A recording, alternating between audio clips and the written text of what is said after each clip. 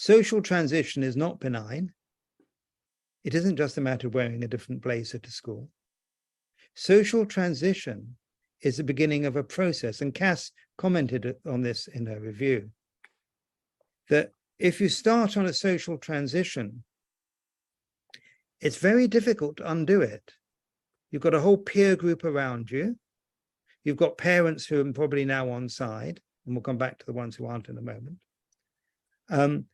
And you've started on a process, and often in the school they'll be celebrated. There'll be, all sorts of things going on social media. John is now Jane, and it creates a lot of excitement. So first of all, it's not benign because it sets a child on a pathway which is difficult to go back on. Secondly, we don't know why the child is presenting in this way, so that's negligence.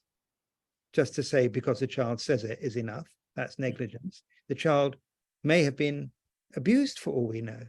The child may be a very mixed up kid who's going to be a lesbian, non-conforming kid. So we don't know what that means.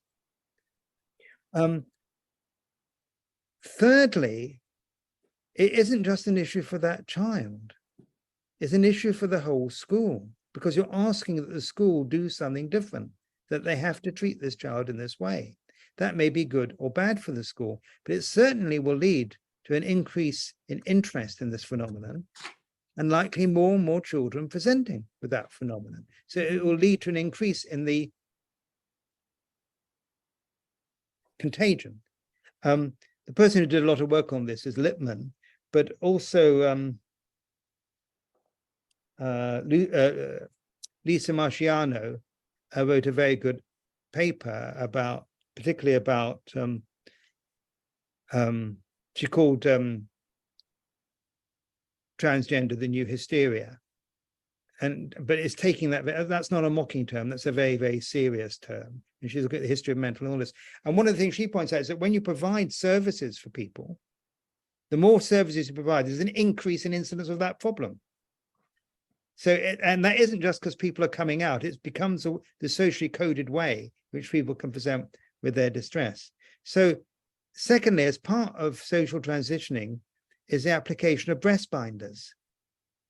Well, no school should allow breast binders because we don't know what they do to a child. There's increasing evidence they cause respiratory difficulties. They also damage the breasts. And also they make the child increasingly phobic about having breasts. It's a bit like saying, don't go out if you're agoraphobic. Don't have breasts if you hate them. So social transitioning, what you do with an individual child who presents is a different matter. And I wouldn't be saying it should be banned. I don't think that would be the right approach. But one would take this as a sign that something needs to be thought about. It often happens that parents in these situations, some schools, if the parents aren't on side, and this also happened with CAM services and rigids, they were treated as enemies because they're denying the child this fundamental human right. So the parents then don't get involved if they're not on side. And the parents may be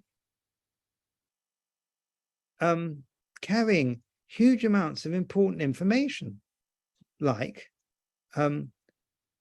well, she used to be very boyish and she was intimidated and bullied at school.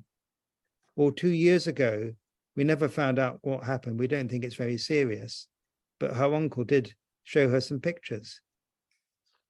All these kinds of things. Or she's been bullied at school for the last 2 years, or she's been failing all her exams. And last year she cut herself. Well, how can you not allow yourself to have that information? So that's a good example of the way that an ideological capture prevents ordinary medical inquiry. But then you've got the next problem, which is some parents will be on side. They'll agree with the child. Now, sometimes there'll be complex reasons for that, some of which I've mentioned. But sometimes it's in a way it's complex, but also more simple.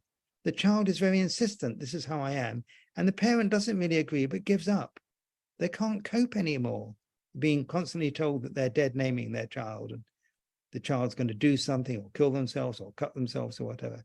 So they give up. So they may be on side, but they need an external person to take a view, to form a judgment, to understand what's going on. Then they can say, well, you've seen that psychologist or that doctor, and they say we have to treat this differently. We have to really think about it. It's not just me saying this, it's what they're saying. And that's a great support to parents. So social transition is not benign, and it shouldn't be treated in that way, because to do it, you're damaging the child and potentially damaging the institution too.